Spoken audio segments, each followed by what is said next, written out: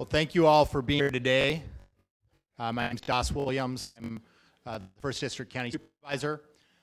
And the community of Montecito and Santa Barbara County in general have all been through a lot, particularly in the areas of the slide. It has been exhausting to evacuate many times. It has been dismaying to come back to mud and try to excavate mud to save their homes. But it's also been inspirational to see the community pulled together. And though we are tired, we are determined. And we are here today because we have to, both in government and the community, continue to get better and learn more from every disaster on how to prepare for the next. And so we are here today to try to share the latest information with you, the public, so that you can make informed decisions, so that you can ask questions, both here and in our 6 p.m.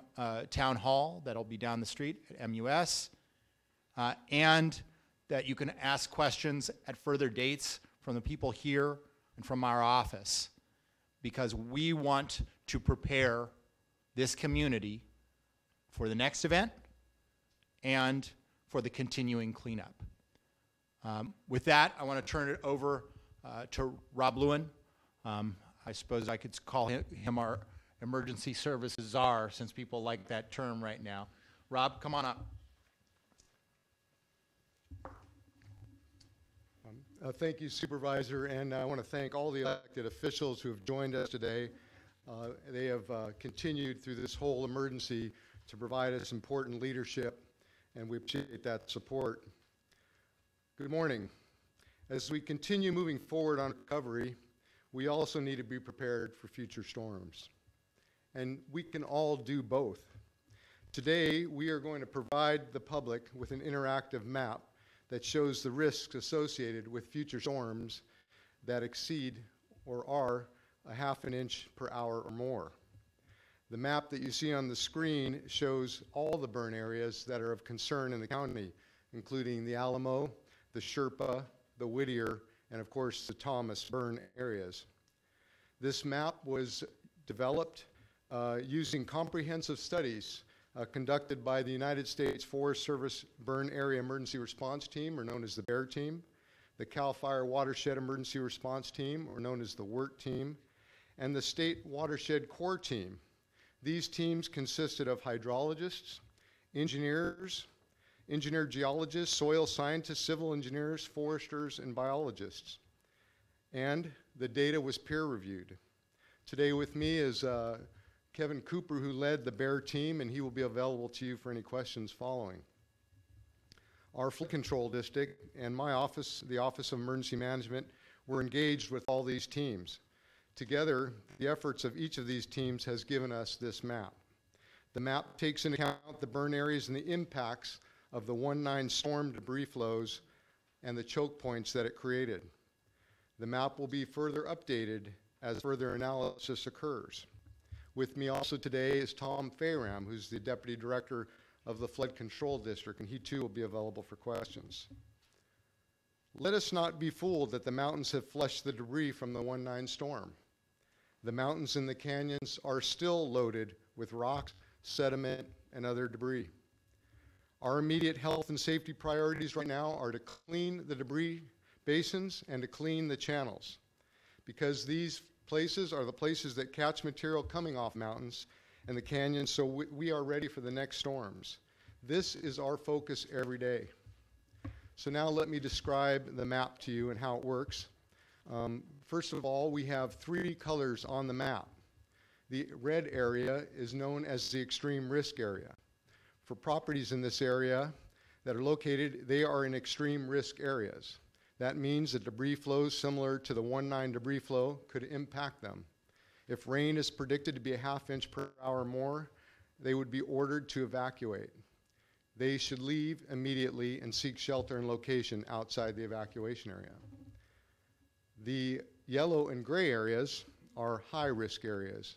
Properties located in the high-risk areas, if rain is predicted again to be ½ inch per hour or more, they would be asked to leave, and because of the risk of being cut off from essential services like natural gas, potable water, sewer, electricity, cellular phone service, and other utilities for multiple days. Roads may become impassable and even deadly. People should leave immediately and seek shelter in a location outside the evacuation area. The map descriptions are both in English and Spanish, as well as our web pages are both in English and Spanish. We now need the public that lives in or near burn areas to go to this interactive map and identify what the risk is to them. They can access that at readysbc.org. That's readysbc.org. You also need to sign up for Aware and Prepare alerts if you haven't already, and the link is also on that web page. If we can't reach you, we can't alert you. And now I'd like to introduce the Division Chief of Operations for the Montecito Fire Department and one of the incident commanders during the 1/9 storm, Kevin Taylor.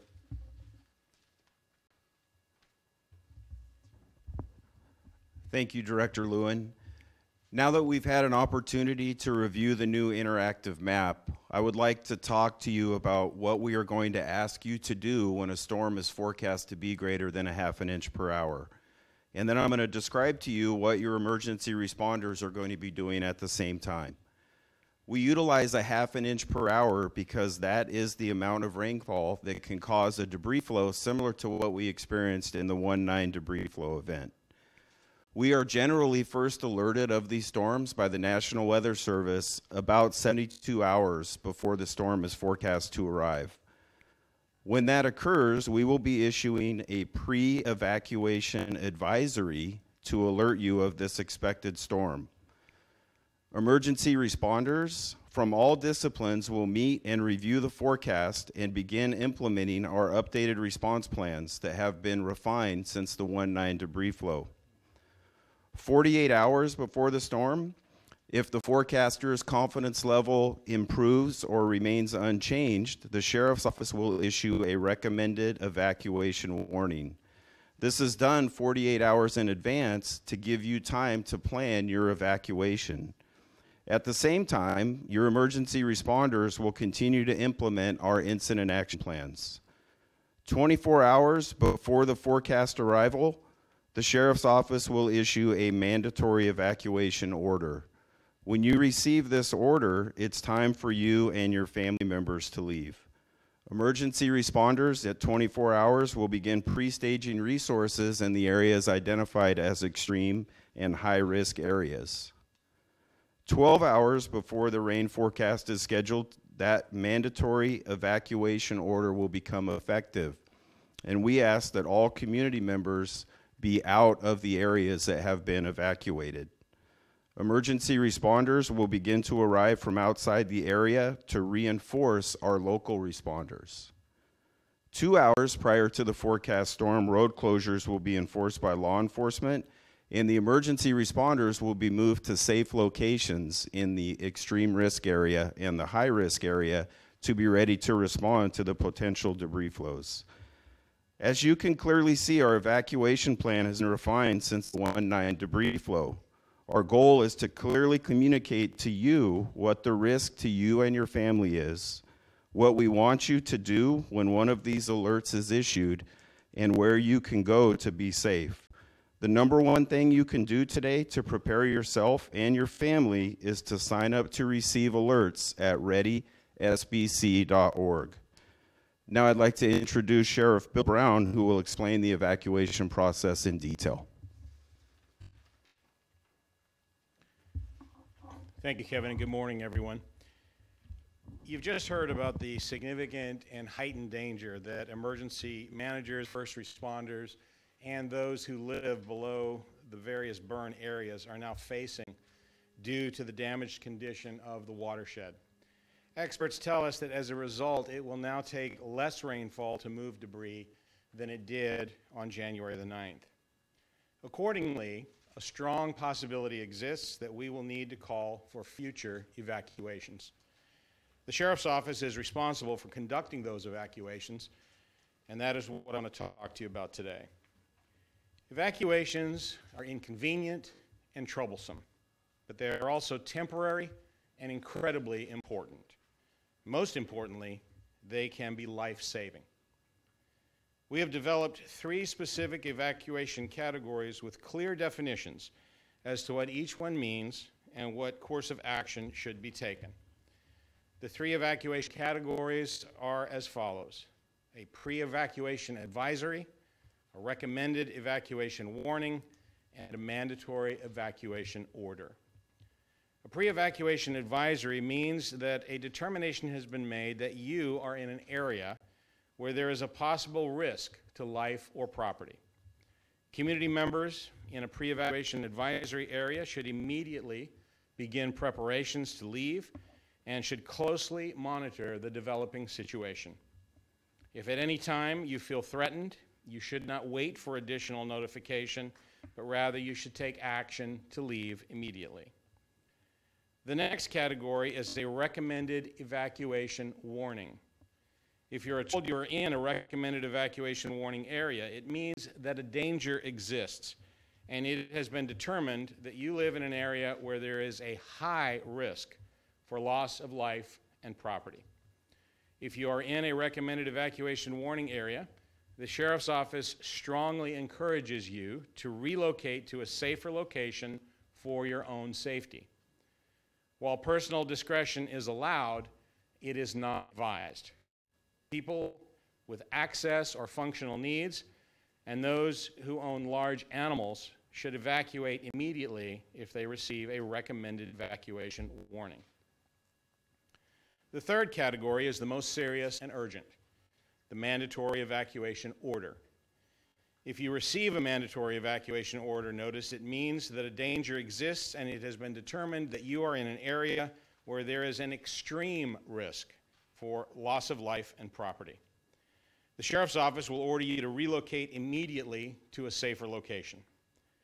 Personal discretion is not an option, and a mandatory evacuation will apply to the public in general. People who do not comply with a mandatory evacuation order will not be forcibly removed, but they do so, ignoring that order, at their own peril. And they should not expect rescue or other life-saving assistance after the onset of an emergency event. So to recap, there's the pre-evacuation advisory, which means there is a possible risk to life or property, and you should begin preparations to leave. There's a recommended evacuation warning, which means there is a high risk to life and property, and you should relocate to a safer location. And mandatory evacuation order, which means there is an extreme risk to life and property, and you are instructed to leave immediately. To review these terms or for a copy of those definitions, you can please go to readysbc.org. Again, that's readysbc.org. This new evacuation terminology will be used in the future for both fire and storm-related debris flow events. But I want to make it very clear that the timeline protocol that we're introducing today applies specifically to projected storm events and the accompanying danger of debris flows. We will be using a different protocol during any future wildland fire events.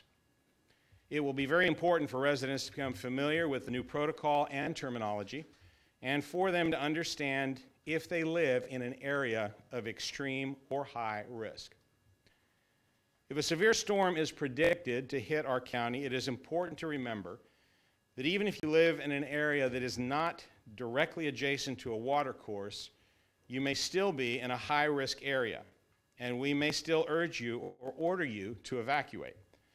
This would be because of a strong likelihood of you losing your utilities, including electricity, potable water, sewer, gas, cable, cellular phone service, and also the fact that you could be stranded for as long as 15 days. By remaining in the evacuated area, you could also exacerbate the problem because you may subsequently need to be rescued or evacuated on an emergency basis, thereby tying up our limited first responder resources. So for these reasons, we ask everyone who lives below the Alamo, Sherpa, Whittier, and Thomas fire burn areas to make sure that you find out what your location is, if you're in a high risk or if you are in an extreme risk area, and develop a personal and a family plan, and do it today. Consult the county's interactive map and learn whether or not you live in that area of extreme or high risk. Know where you're going to go in the event that you are evacuated. We'll endeavor to use every means possible to notify members of our community of an evacuation. But understand that depending on the timing, functionality of technology, available resources, and the size of the area to be evacuated, we may not be able to knock on every door or deliver messages to every phone or computer. And in fact, some people, believe it or not, don't have telephones or computers or read the newspapers. So we ask that you share any messages that you receive about approaching storms with your family members, with your friends, and with your neighbors. And remember, as has been said, to sign up for the Aware and Prepare alerts before a storm is underway. And you can do that by going to the county's website or to the sheriff's office website. I also want to emphasize that the protocol and the timeline that we have just presented to you is what we will use if we receive sufficient warning from the National Weather Service about an impending storm. But it's important to also know that there could be rare instances where a rogue storm cell hits our community and causes flash flooding and debris flow with very little warning, and there may not be time to evacuate. One such storm hit us in January of 2017 and caused extensive flooding, debris flow, and damage at the El Capitan campground located below the Sherpa fire burn area. We will be developing a comprehensive public education plan in the future that will address such a possibility to educate people to seek high ground. But in the meantime, know that this could be by moving to a temporary refuge area, such as a school, a church, or another building located at a higher elevation. Moving to high ground could also mean moving laterally to a higher elevated street, building, or neighborhood that is nearby. And in extreme circumstances, where a flash flood is already in progress, moving to high ground could mean moving immediately up to a second story in your home or even onto a countertop. Please remember that our top priority is always your safety and protection. Many areas of our county have become vulnerable, and for the next few years, we will all be experiencing a new normal about how we must deal with the potential dangers of approaching storms and resulting flooding and debris flows. It is now everyone's responsibility to prepare now by understanding what steps we will take to protect you if a storm hits, but also what steps you can take and should take ahead of time to protect yourself and your family. I thank you, and now I would like to introduce Captain Cindy Ponce from the California Highway Patrol.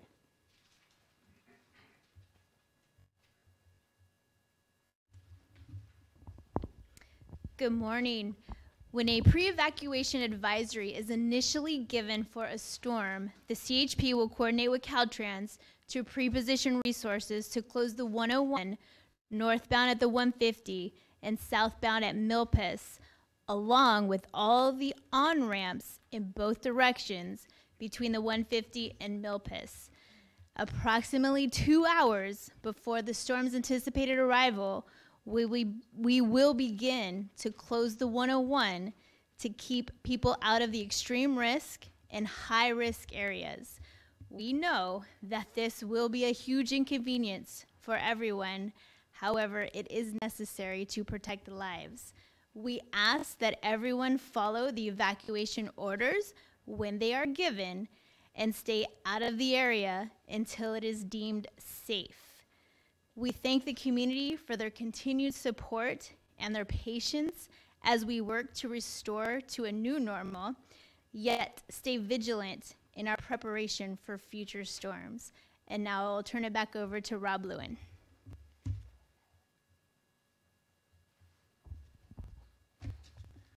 Thank you, Captain Ponce.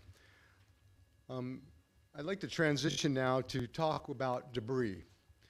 This is of great concern to the community as well as a concern to us, and I want to speak about the things that are underway in that effort. First, let me talk about public debris. This is debris that is coming off of public facilities such as debris basins and in the channels.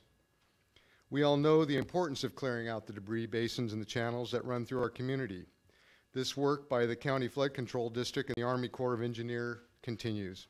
Much progress has occurred, and there is much more to do. We are 50% done on the debris basins. Debris from this work is taken to a quarry in Buellton. The debris from public right-of-ways is taken to a sorting facility where it is separated. The rocks are taken to a quarry and the soil is taken to the beach, and the vegetation is chipped for future utilization. So that's our current plan for public debris. What about private debris, which is of great concern to all of our residents? The private property material currently can be taken to landfills, mining sites, and other outlets identified on our information sheet provided by our Public Works Department. We know for most this is expensive due to fees and hauling long distances. We know we need more alternatives to this option. So here's what we are currently working on. We are rolling out a debris exchange website. The listserv will provide an opportunity for people who have soil and rocks to find people who want soil and rocks. The soil that was deposited on people's property was randomly tested in 10 locations, and in all cases, the soil tests indicated it was suitable for domestic use in landscapes. It may also have use on farm fields. We all know that the Montecito sandstone rocks are beautiful and may also have value as building material. This exchange will provide an opportunity for people to benefit. The county will not be involved in the exchange. This is a market-driven process. We are merely providing the platform. We have asked permission from the state to expand the capacity of the Tehigas landfill. This will allow for debris to be taken there at a reduced cost to the current charge and ensure that the lifespan of the landfill for regular waste is not reduced. We are continuing to look at Ventura County neighbors to determine if there are old mining sites that would have value and would accept the material to remediate the mining site. Still, much work has to be done on this. We're trying to find a large piece of property in the community to create a temporary transfer station so we can separate the material and provide a place for people to take that material to locations close by. We have put together a household hazardous waste pickup program that we will be announcing to folks in the disaster area when and it'll be a curbside pickup day that will be arranged. This will be the material that people typically have in their garages, like paints and fertilizers. And finally, we are encouraging people to find innovative ways to keep the material on their property, both in the short term and the long term. To work with your architects and engineers to identify how to improve property with the material on site. We ask that if you choose to do this, that you must ensure that the material does not pose a threat during future storms to your neighbors or the community. And finally, our message is clear. We want people to sign up for alerts. We need them to go to readysbc.org and do that. And we need them to go to the interactive map and understand the risks that they have on their properties. We can all do this. Let us not be scared. Let us simply be prepared.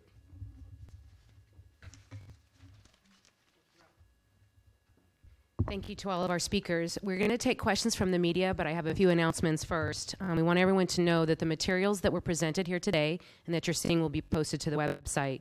And thank you again for repeating the web address to make sure everyone has it, readysbc.org. I also would like to recognize our County Supervisor, Doss Williams. Thank you so much for being here. We also in the room have the rest of other supervisors from the county. So first, we've got 2nd District Representative Janet Wolf, 3rd District Supervisor Joan Hartman, 5th District Supervisor Steve Lavignino. We also have Santa Barbara City Mayor Kathy Murillo, so thank you so much for being here today. Also wanted to quickly remind everyone that at 6 p.m. tonight at Montecito Union School, make sure I get the right address, 385 San Isidro, we have a community meeting, 6 p.m. tonight. The same speakers will be there, plus we have additional, and we'll be able to take questions from the community. And I think with that, there's one other thing that I wanted to ask everyone. You heard Chief Taylor mention it. We would like everyone's cooperation in naming this event the 1-9 debris flow. We're going to start using that. We'd like everyone else to hopefully follow along. So we have one name, and this is not just a mudslide. Debris is a lot more than just mud or water. So if you could help us in that, we'd greatly appreciate it. And I think with that, take our first question. To be clear, in the last event, there was mandatory and then there were voluntary evacuation areas. Presumably that will no longer be used, is that correct? And would it be also fair to say that mandatory evacuation areas that existed in the previous event, but not necessarily if it happened today, be the same areas today, right? In answer to your first question, yes. In the previous event, we utilized the terminology that we had before, which was a mandatory evacuation or a voluntary evacuation order. And in this case, we recognize that with respect to the latter category, the voluntary evacuation order, we found after the January 9th event that for some, the focus was on the word voluntary rather than on the word evacuation. And the reality is that some people misinterpreted that and believed that there was a measure of safety there that there really wasn't. And as a result, we took a look at this and had developed the new evacuation terminology, which we think is clearer in terms of the fact that an evacuation is still recommended, and the difference in it being ordered. The other part of the question that you related to really was more in terms of the maps that we utilize to conduct the evacuation, which are overlaid on top of an area where a threat exists. Those are really more in terms of trying to define the area in such a way that we can let the public know clearly which streets are blocked and which areas above or to the side of them are now in an evacuation zone. And they're also utilized for us to have know what kind of resources we need in terms of traffic control points and the number of people we'll need to conduct that evacuation area. We'll still be using those in fires and in incidents like this to overlay on top of lost the map here now, but in terms of the new designation of areas that are either in red or yellow here, depending on where it is. But the reality is that what we saw in the January 9th event was that the storm that was predicted and the storm that we prepared for was not the storm that we received. It was of much greater intensity. And initially, emergency managers were told by the scientists and by the Geological Survey and others that their estimate for extreme damage was up high, up near the mountain areas. And that hasn't really been out too much in the press, but the reality, that damage was estimated to be above Mountain Drive, not just above Valley Road. And Valley Road, or 192, was selected because it was an east-west arterial that was easily identified, and it also happens to be about the only east-west thoroughfare, if you will, in the Montecito community that was used for that. So we'll still have to look at those types of maps to determine where evacuation zones are in the event of fires, but we're rethinking, in essence, what's the danger exists, obviously, all the way from the mountains to the ocean based on the incident that occurred on the 9th. And that's why we've developed this plan. And the other thing is that you may say, well, if I live here, I live here, I live here, you don't show me as being in danger of any debris flow or fall, which is true, but you are in danger of becoming someone who's going to be living on an island for a while, because the potential for the freeway and for all of the streets that would allow you to get out of your home and out of the community very well could be blocked in the event of a future occurrence. So it's important to recognize that we want you to know if you're in the extreme danger area, but if you're anywhere in this community, you are at risk, a high risk of being affected by this potential event. Next question. Do I have any other questions? Tom Bolton with Newshawk. Follow-up to answer Bill gave. So we understand that you are no longer using the evacuation zones that were used in the Thomas fire and have been set up prior to the January 9th event. And repeat the question. The question was whether or not we're going to still use the evacuation zones. We still will use that system to conduct evacuations, but it'll be overlaid on top of whatever the incident happens to be. And we'll be using it not only for storm-related events, but for fires as well. Sheriff Brown, I know the focus obviously here, we're in Montecito, the focus is on everything's happening in Montecito, but we obviously have the other 3 burn zones. And is there concern about having resources spread too thin or being able to be pre-positioned if, for instance, the Alamo fire, which is in Rudd County, should become a problem?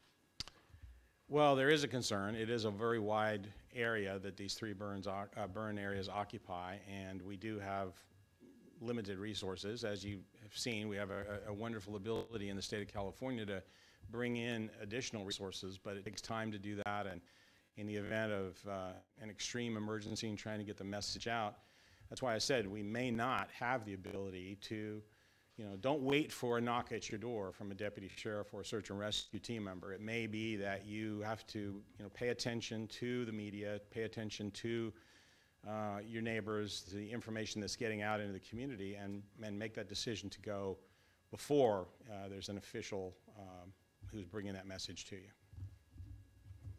Sheriff, I have one more, the wireless emergency alert system, which I believe was used, 10 minutes before. There were some concerns about that. To be clear, that is a system which alerts every cell phone that's turned on, right? Not just the people who Correct. signed up. How do you see the WIA system figuring into this new plan? How do you plan to use it? I'm going to defer that question to Rob Lewin, but I will just say one thing, and that is another thing that a lot of people don't realize happened in this emergency, and why you can't rely solely on your cell phone or your computer.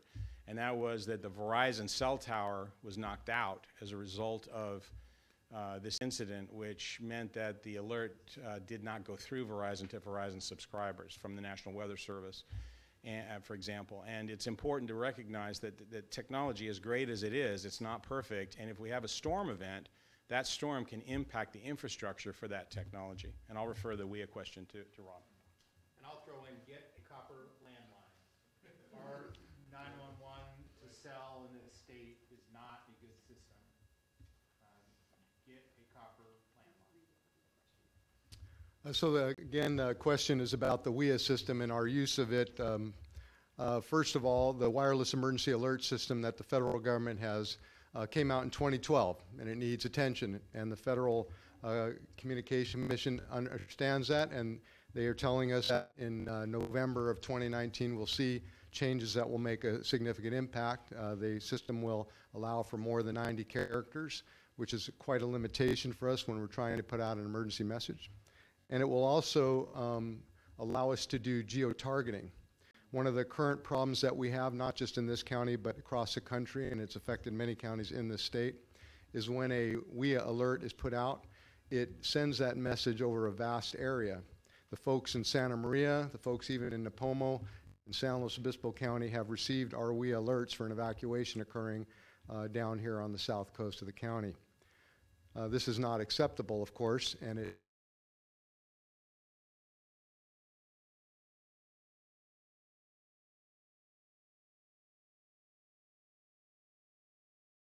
January and February storms. We have used it countless times successfully. We've also had problems with it, as have many, many jurisdictions across the country. The WIA system is our modern day siren system. We need it to work. A couple of things the public needs to do, though, is they need to leave their phone in the on position. You can put them in the sleep, in a vibrate or quiet mode, but they will be activated if they're on, but not when they're not. The other more important thing is that people need to sign up for our alerting system at awareandprepare.org, or they can go to readysbc.org. There's a link there that will take them to a simple sign-up process. This will allow them to get emails, text messages. We will call their cell phones. We will call their landlines, all by signing up for this. And these messages will be easy to do. We can also, from the same platform, issue the WIA and the emergency alert system broadcasts over radio and television. Again, the emergency alert system that's done by radio and television also has plenty of problems with it and needs to be addressed. And we need that system to work. On the night of the 1/9 storm, I want to assure everyone that all of our processes worked. the National Weather Service, as they are responsible for issuing weather alerts, that system did have a problem on the Verizon network. When we recognized that in our Emergency Operations Center, that none of the Verizon phones had activated, we put together our own WIA alert and issued it. That was not in our procedures at the time, but we recognized the need to do that, and we did that. This system can be better. We need support from the federal government to arrange that, and we're looking forward to have that. Just one quick follow-up. There were some concerns raised that the WIA system was activated 10 minutes before the event, which may not have given people enough time to get away, but enough time to get up and out and dazed and in the wrong place, more vulnerable place. What are your thoughts? Well, first of all, we initiated this evacuation 30 hours prior to the storm's arrival, using all methods except for WIA, because that is used for imminent threat, and weather-related ones are done by the National Weather Service. It was never our intention to put out a WIA alert 30 hours before an emergency.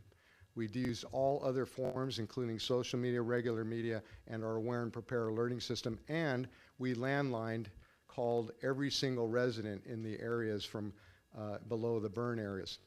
So we had effectively used all of our systems, and we believe they were effective in notifying people.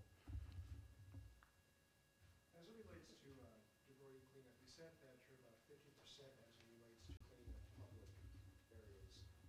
What's the timetable on how long it would be before you're 100%? And what's it looking like with regard to private cleanup? How are the community devastated looking? Is there any progress being made? So first on the public debris, I believe our target date is, help me out, Tom, March 30th? March 15th is a target date to have all of the debris basins cleared out. Again, we're at 50% on that. The channels, Tom, about how long for the channels to be cleared out? So in about a month, we'll have the channels cleared out. And that, of course, is important because the channels have rearranged themselves. They're filled in. There's blockages in them, or what we call choke points, that is rediverting water in the case of a future storm. As far as public debris, there's a lot of effort going on out there. It's clear to see as you move around our community. And we know people are taking care of it. We're trying to now come up with some methods to make that even easier for them. I know they need to engage with their insurance companies. They need to get their contractors on site, and we are certainly trying to provide as much guidance as we can in that endeavor. I'll just add that it's not that you see it when you're moving around the community, you see it when you're not moving around the community. For the average person anywhere in the area, you're spending 45 minutes to an hour stuck on the freeway, and you can see that progress is being made even though it's slowing down your movement. With regard to insurance companies, we've been reading stories and hearing stories that some homeowners are having issues with their insurance companies because there's this controversy brewing that coverage is not in effect because this was a flood, and people are contesting, well, the flood is a result of the fire that was just cut off 2 weeks before the flood. What are you guys hearing from people here in the community, and is there any action being taken to help these folks through this insurance claim process? The only actions that we're doing to help people with it is to direct them, of course, to their insurance companies, as well as I know the state insurance commissioner has been here, and he's held a town hall meeting with folks. It's clear in his mind, from what I heard, that the debris flow was a direct result of the fire. And in his mind, fire insurance should be providing it, if you excuse me for speaking for him. That's all the time that we have for questions, but of course our experts will stay around for interviews. But also, just to follow up on that, the Disaster Recovery Center is still open at 1 North Calle Chavez, and FEMA, the SBA, and many other federal agencies, our state Cal OES is here. So the assistance for homeowners continues, and those representatives will also be in attendance tonight at the community meeting. Thank you. Thank you for being here.